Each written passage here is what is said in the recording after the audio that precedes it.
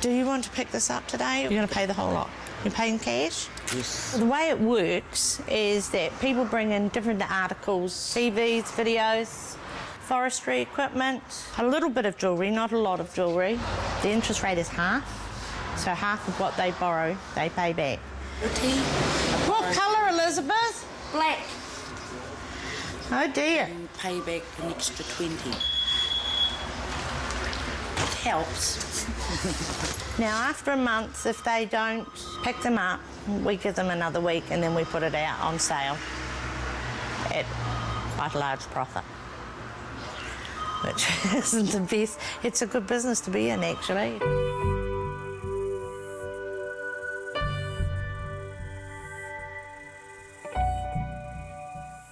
New Zealand var engang et velfærdssamfund på højde med Danmark. Det er det ikke længere. Økonomiske og sociale eksperimenter har på få år sendt New Zealand langt ned ad rangstigen blandt verdens rigeste lande. Den nuværende Labour-regering står over for en kæmpe opgave. Den skal bringe landet i balance igen. From the very successful welfare state that we had in New Zealand to what we've got now is a huge quantum gap. And as I say, it isn't at times all that obvious. When I was little, New Zealand was the best place on earth to be. Well, when I came to New Zealand 45 years ago from Ireland, I thought the country was like heaven. There was no unemployment. There was travelling allowance. We had plenty to eat. 3 weeks holidays. We had free apples in schools. Get along quite securely. We got everything at a cheap rate. But now you can't have a holiday. You can't take your kids anywhere. And I never thought I'd ever hear it when they were going, Mum, we're poor.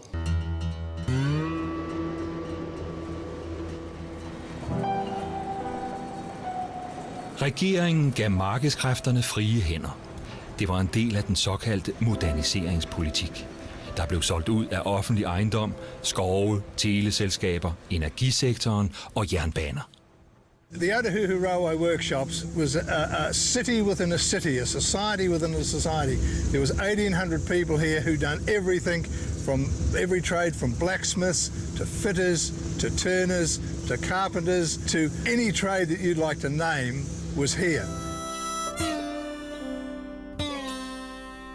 At 55, you got a pension of 2/3 of your wages for the rest of your life. When you died, your wife got it until she died. We've sold all sorts of stuff off, and I mean, if you want to see what happens, there is just this incredible view. I just drove past it tonight of the local railway station. Now, the local railway line here is under threat of closure. And you drive over the railway lines and you look down at this neglected railway station, and the lines have all got weeds growing up through them. And I looked at that tonight and I thought, well, that's what's happened.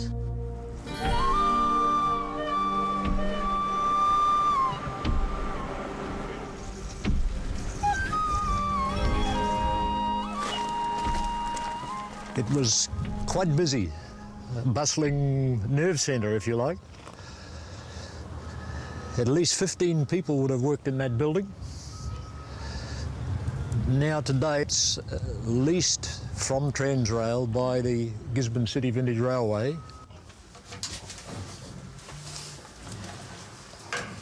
It was providing a service to the country. Now it doesn't provide that service simply because they have to make the dollar.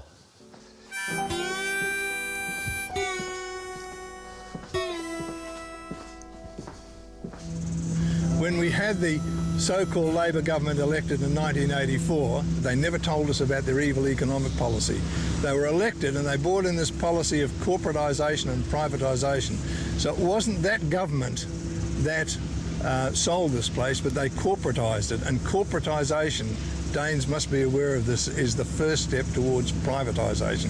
Because once they corporatise it, they get it profitable, they take away the public service, they take away the rights of workers, they then have it running very efficiently, then it becomes a very attractive unit for somebody to buy. It's got to be an attractive unit financially to buy, otherwise you can't sell a blessed thing, can you? So this is what happened here.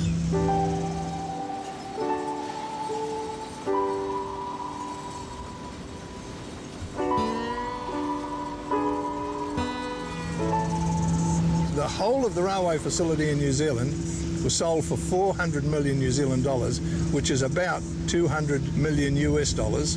Wisconsin Railway, which initially bought this in 1992, I think it was, paid the same price for the rail services of New Zealand as what they'd just previously bought for 70 miles of track in America. So 70 miles of track in America equaled the whole stock and rail of New Zealand. So not a bad buy. Most of the people, good people, good workers, chose to leave. They must have had a bit of foresight as to what would happen, and consequently they lost most of their brains, if you like. People chose to leave. It's being cut up and fit in to the boilers for scrap metal in the scrap steel works next door. And I think that's a reflection of what's happened to our proud New Zealand railways.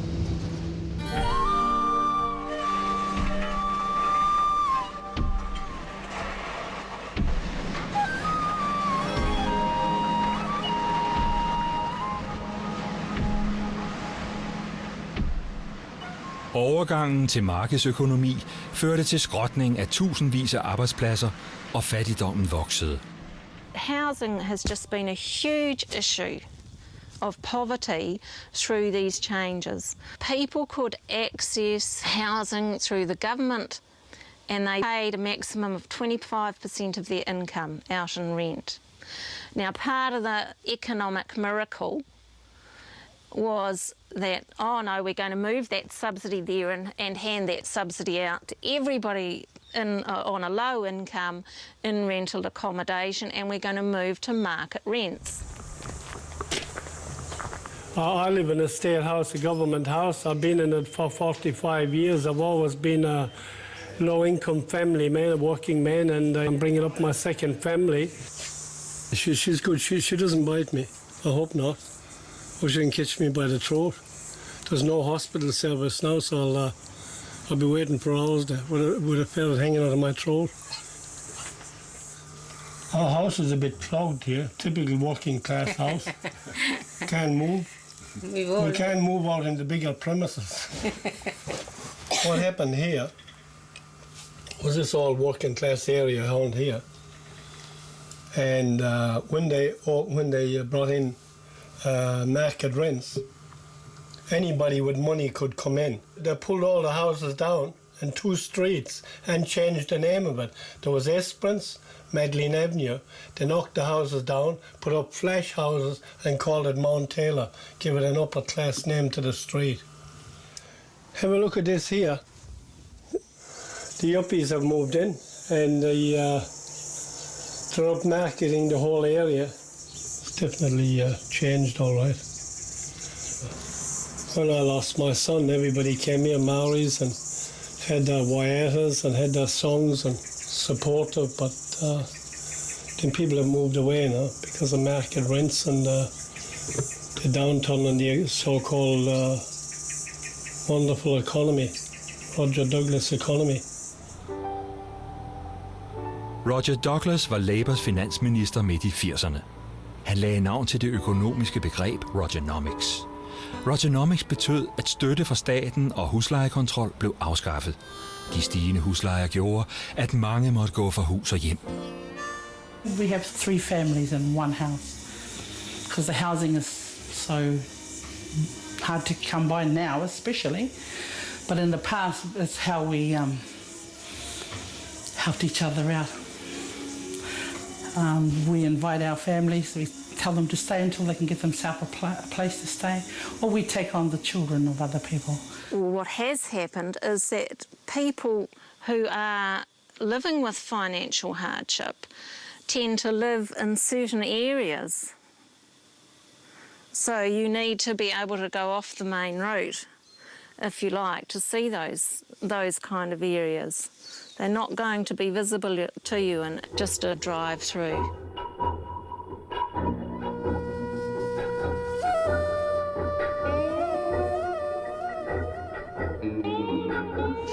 Hurry up, I got the guitar. Okay, okay. Okay.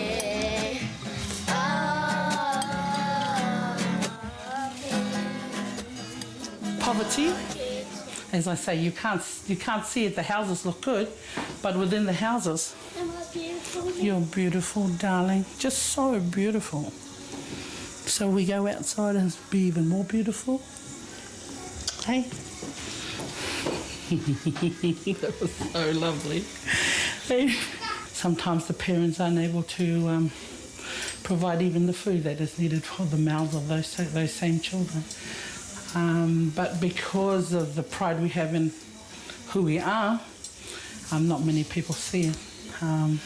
It's kept. So let's say like myself, when I knew this was going to happen, I became like, oh no, they're going to see what I haven't got. And I had to, and I've sort of sat there and I've said, no, what I have, I'm quite happy with what I have. It's only because it's been exposed that it's become a problem, you know. At least I can enjoy one of the fruits of my labours. We planted these grapes the first year we shifted in. 20 years ago, I was on $12 an hour. Today I'm still on $12 an hour. I said to Bruce, look, there's a deli there, we'll go and have a cup of tea and sit outside. The lady says to him, what do you want? He says, a tall black, which to me is pretty self-explanatory. Bruce says to me, what the hell do you call that? I says, it's what you ordered, it's a tall black. He says, well, where's the bloody coffee? It was like that, like a doll's cup. Disgusted. Bruce ordered. Evie was embarrassed and I was disgusted. I'd expect to take the cup home with me for that price. No. The way I look at it is I've driven my truck for an hour and a half to pay for that cup of coffee. Yeah. So it just doesn't make sense to me. This is my baby Diva. She's our security system. 2001 wasn't a good year for us financially. Bruce had an accident, a guy got killed and he couldn't work for a while, which left us on one income. Once Bruce was employed again, we tried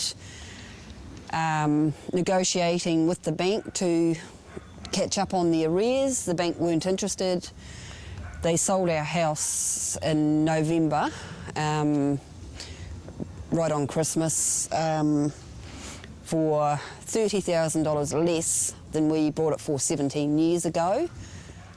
Now we've got to decide whether we want to pay an extra 20-odd thousand for the same house and start again, or just carry on renting it off somebody else.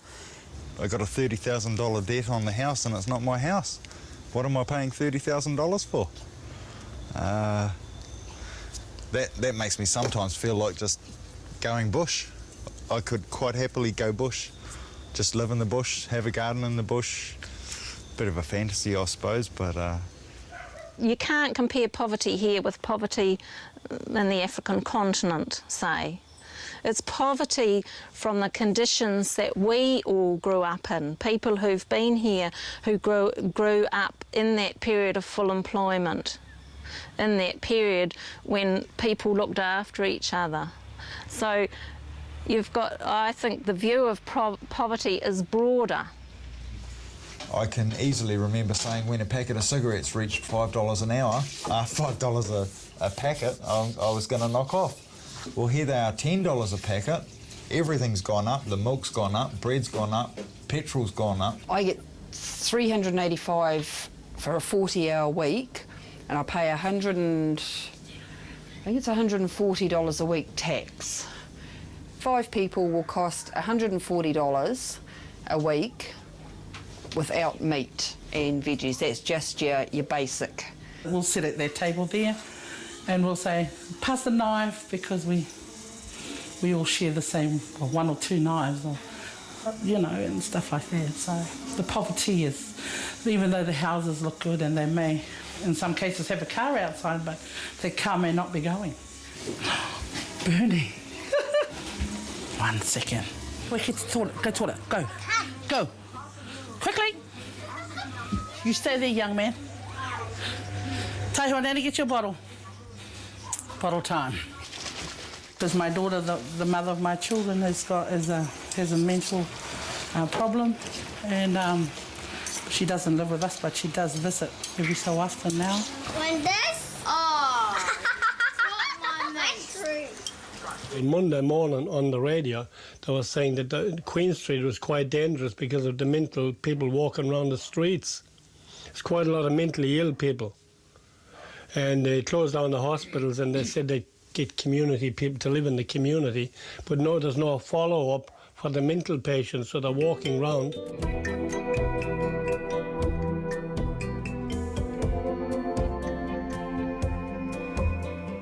I was driving past an ordinary hospital and they have a psychiatric ward there, and a patient had attempted suicide several times, and I'd just pulled away from a set of lights.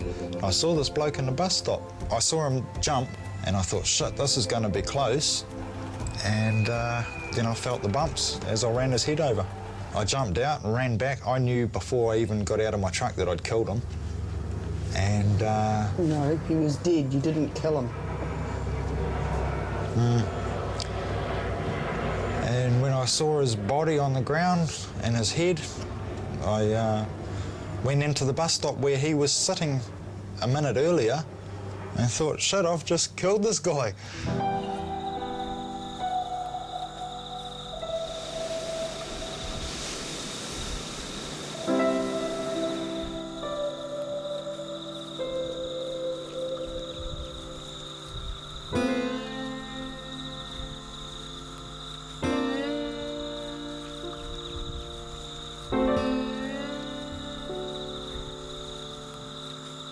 The cost of doctors have gone up. My doctor, he went from $15 up to $37, and it's the open market, it's the free market. They can charge whatever they like. All my sons were born asthmatics. My eldest son and my youngest one, they're both still asthmatics. My middle son grew out of it. But to take them to a doctor, a regular doctor, and get their medication, I'm looking at $100 each. You know, sometimes it's to the point where they have to share an inhaler.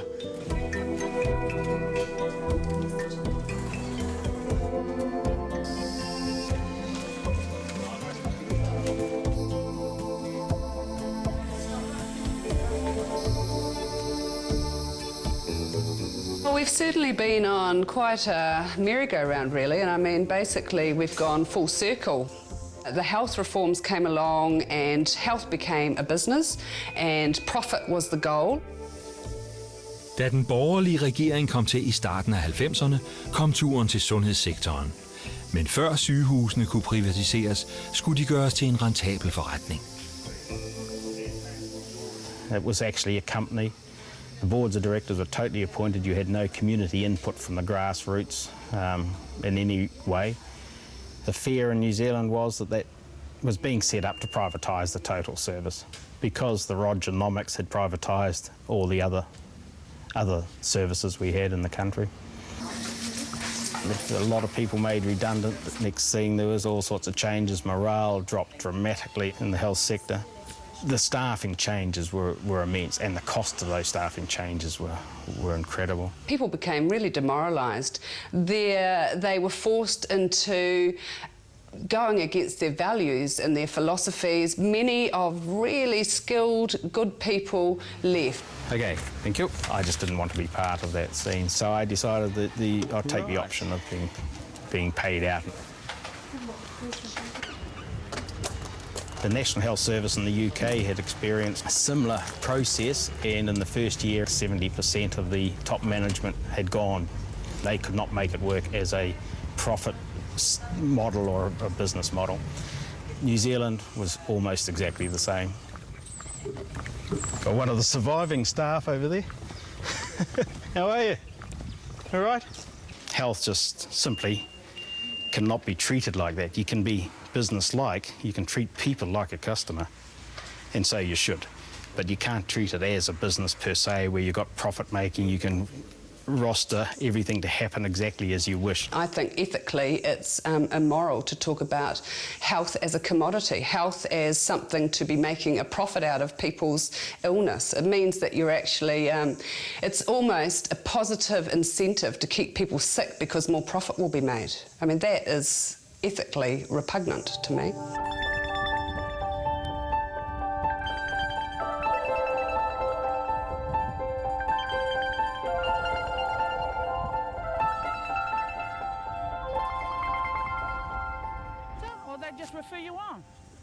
We used to have a doctor that came out here 5 days a week, but over a period of time, it was 1 day a week until now there's nothing.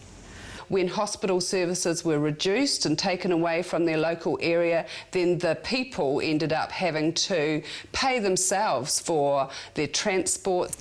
The people out here were about 50 kilometres away from town, and since the bus has stopped running from running to town, we've also been unable to get our people into town to see a doctor. Most of our public hospitals see between 12 to 13% of their population base in any 1 year. Here, in our public hospital in Whangarei, we see 45% of the population in 1 year. Most of us took our children straight to the hospitals. We wouldn't take them to the doctors because it was too expensive, and so was the medication that we had to get from the chemist shops.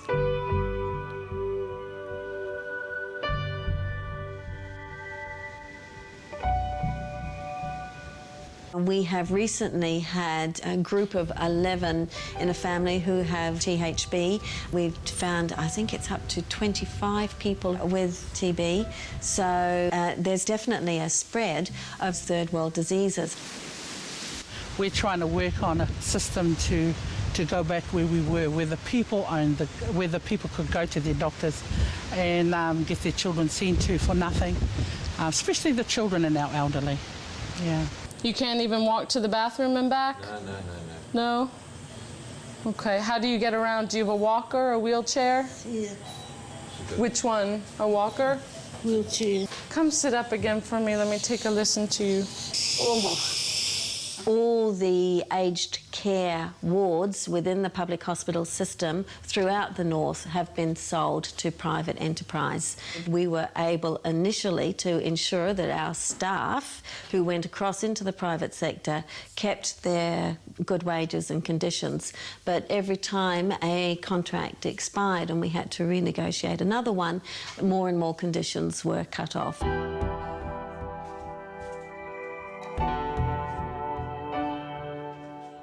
So what we've done is a huge circle costing mega millions of dollars, and we're back to what was tried to be said was an ideal way to go.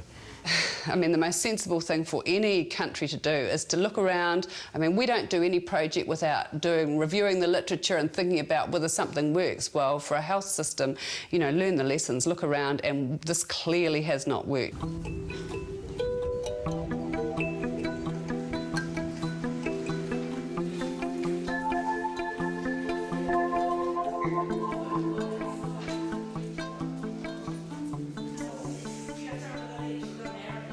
We got a system whereby you amass a debt for your education, and in New Zealand, if you continue to work here, you pay it back.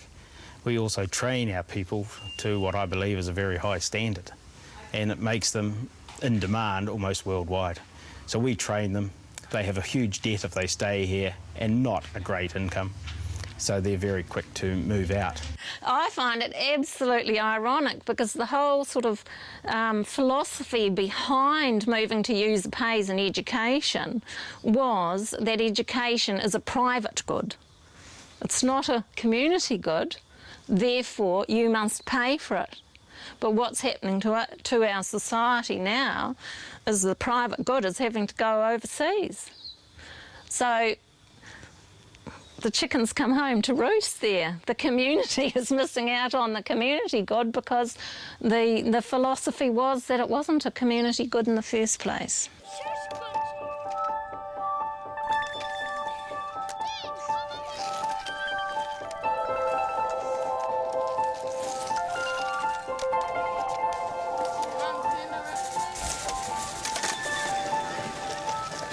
when you're living in households that are under a lot of stress, it's very hard for you to maintain a positive attitude or to enjoy childhood as it used to be.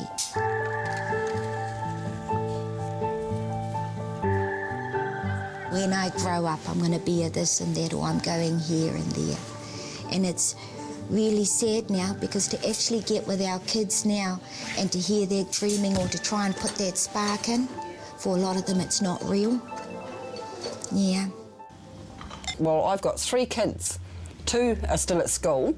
1 needs a uniform, and school fees and school books and trips, you know, whatever trips they go on, you've got to pay for those. So to enable me to do that, something has to be put on hold so that they can still get an education. I don't work 1 job, I've just taken on a 2nd job. I'd love to give up work. My youngest son needs me, but there's no way we could do that.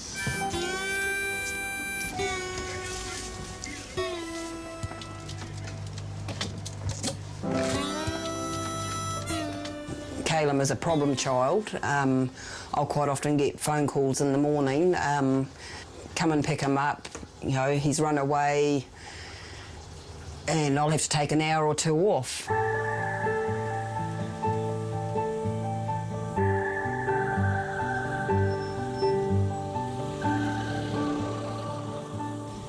A huge sector of people were looking for work and have moved around, and we now have this level of transient children in schools. Sometimes in the first year of schooling they may have had up to 5 or 6 different schools, and one of the fundamentals for learning is you have to feel safe.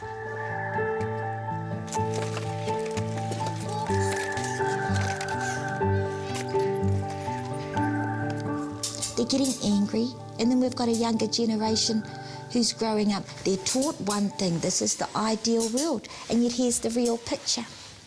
And when you have a look at the future, it doesn't really look that bright. And trying to encourage them that it's for them to take a hold of that future. Hello, lovely people.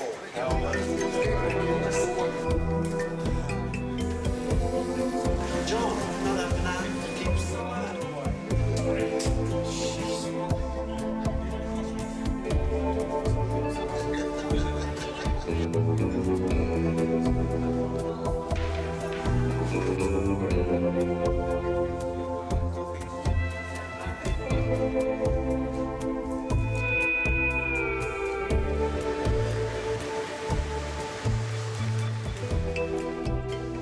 Den borgerlige regering brugte mottoet frihed til at vælge.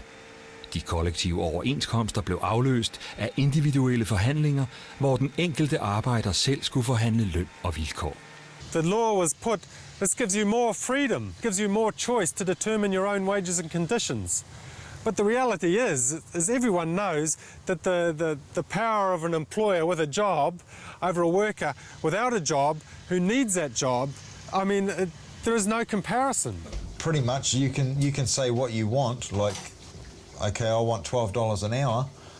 He can say, yes, I'll pay that, or I'll give you $11 an hour. You can either take it or go home.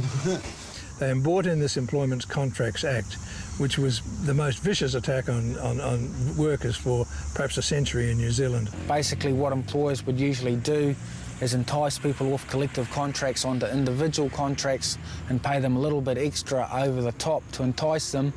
But what the people didn't realise at that stage was once everyone come off a collective contract, there was then no bottom peg for what pay rate there was. So instead of everyone in the industry doing the same work, being on the relatively same pay, you'd find that there's quite huge distinctions in what you get paid for each different type of company. It put a tremendous pressure on the permanent employment within this port, and within the next year there were no longer any permanent employees employed in this port. As of today, there are still no 40-hour guaranteed employees in this port. with work averaging sometimes for casuals can be close to 56 hours a week. So at the moment, we've got guys that have to work 16 hours a day just to try and put food on the table for their families and kids.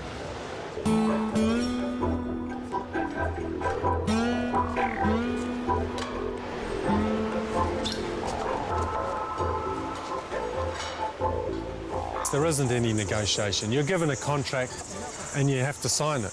It's understood that you don't question your conditions and hours of pay. I've never seen a contract in the last, 3 years. Maybe no, probably longer than that.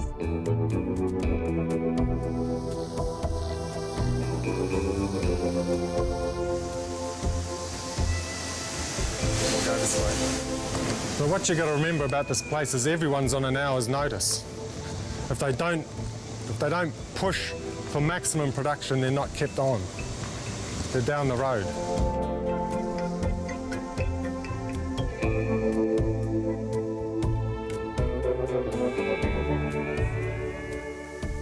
You only have to go to the official statistics in New Zealand. The rate of deaths on job sites in this country has just rocketed. There's no more safety. See, when you pull these out, it's supposed to stop the machine. All the workers work with these going, none of these safeties, because they're on a bonus. If they don't work as fast as they can, they don't get their full amount of pay. Every time they need to change for a different product, it takes about 20 minutes to do it with the doors shut. But without turning the machines off, they actually put their hands inside the works to make the adjustments. They never turn the machines off when they're making adjustments. So that's what happens. And all the responsibility is on the workers, because there's no union at all on the site. There's no safety delegates, there's no union delegates. And everyone here is a casual. I mean, the man who owns this firm is the fourth richest man in New Zealand. He has $500 million personal profit. I mean, personal wealth. The fine at most would be $20,000 for badly injuring a worker here. It's chicken feed. All the safety guards are off. The machine is only supposed to work when this guard is resting on that limit switch.